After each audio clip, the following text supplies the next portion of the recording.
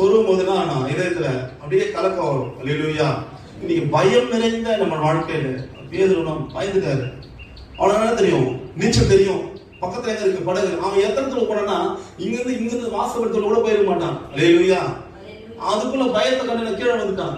ஆனா நீச்சல் அடிச்சு மீண்டும் அந்த படகு போக முடியாதா? தண்ணி தானே. இத்தனைக்கும் சீசன் அவன் நல்லா மீன் பிடிக்கிறான், நல்லா வல்லவன் தேர்ந்தவன். ஏன் படகு போய் பின்னாடி ஏற முடியாதா? ஏற முடியல. அல்லேலூயா. நம் இறங்கி வந்த படையை மறந்துட்டோம். நம்ம அழைத்த தேவனை மறந்துட்டோம். நம்ம அழைத்து கொண்டு போற தேவனை மறந்துட்டோம். அல்லேலூயா. நம்ம பேசுகிற அழைத்தார்ல அவரையும் மறந்துட்டோம். நம்மளை அழைத்து கொண்டு போற தேவனை மறந்துட்டோம். இது இரண்டுக்கும் இடையா ஒரு பயத்தோடு நெருக்கத்தோடு வாழ்ந்து கொண்டிருக்கிறோம். அல்லேலூயா.